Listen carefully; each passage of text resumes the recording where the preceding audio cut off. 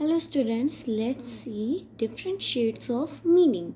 Means दो ऐसे words जिनका मीनिंग हमें सिमिलर लगेगा but it's actually different.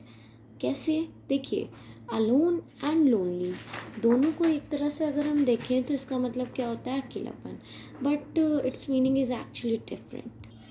So alone means to be by one self.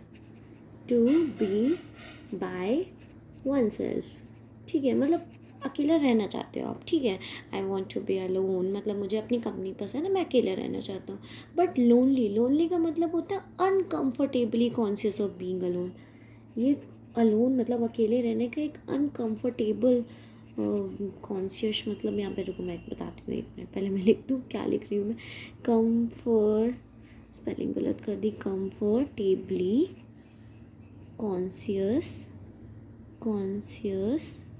Of being alone. हाँ, तो मतलब लोनली का मतलब होता है कि आप अकेलापन, मतलब आप रहना नहीं चाहते हो अकेले, पर ऐसी कंडीशंस हैं कि आप मतलब अकेलापन महसूस कर रहे हो, लोनली फील कर रहे हो. ठीक है, तो ये दोनों ही डिफरेंट डिफरेंट वर्ड है. अलोन मीन्स आप चाह रहे हो, लोनली आप नहीं चाहते हो बट वो तभी भी आपको अकेलापन महसूस हो रहा है. फिर है हियर एंड लिसन. हियर मतलब क्या होता है? Becoming aware of the sound. और लिसन मतलब hearing willingly with attention. Here मतलब मैंने सुना, एक आवाज़ सुनी, किसी किसी आवाज़ को. ठीक है, और लिसन मतलब आप वो चीज़ सुनना चाह रहे हो. हियर में आप वो चीज़ नहीं भी सुना पर आपको सुनाई दिया अचानक से, ऐसा भी हो सकता है. ठीक है, तो दोनों का मतलब डिफरेंट होता है. हियर मतलब becoming aware of the sound, कोई साउंड आप सुन पा रहे हो. ठीक है, और सुनने में मतलब कॉन्शियस हो. और लिसन, लिसन मतलब किसी चीज़ को विलिंगली आराम से अटेंशन देकर सुनना. ठीक है, hearing willingly with attention, with attention. Here मतलब सुन पाना, लिसन मतलब आप किसी चीज़ को अटेंशन देकर सुन रहे हो. फिर है हमारा हैबिट एंड कस्टम. हैबिट क्या होता है? किसी पर्टिकुलर पर्सन का जो बिहेवियर होता है, मतलब जो उसकी आदतें होती हैं, वो हैबिट कहलाती है. लेकिन कस्टम, कस्टम हमारा क्या होता है? जो सोसाइटी की प्रैक्टिसेस होती हैं उनको कस्टम बोलते हैं. ठीक है, तो हैबिट क्या हो गया? Individuals an individuals ordinary behaviour, ordinary behaviour. And then custom, custom का मतलब distinctive practices of a society, distinctive practices of a society और अ कम्युनिटी, और अ कम्युनिटी. ठीक है, फिर नेक्स्ट है सेंटर और मिडल. सेंटर और मिडल में क्या डिफरेंस है?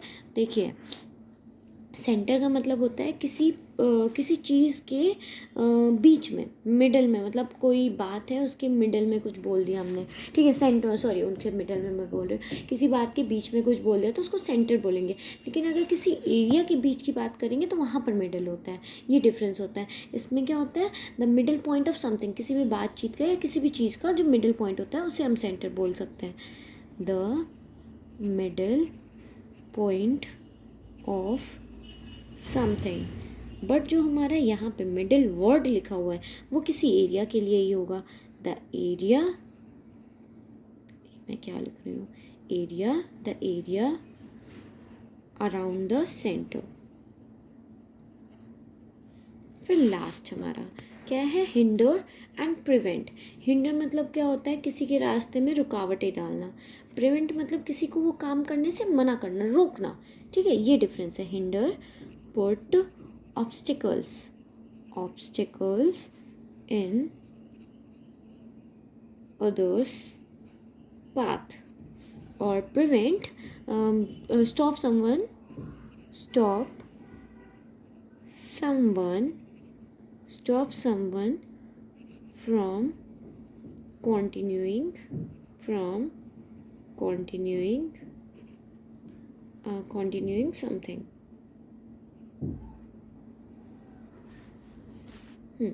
Complete. So I hope you guys like this video. Thanks for watching. Do like, share and subscribe for more videos like this. Bye bye.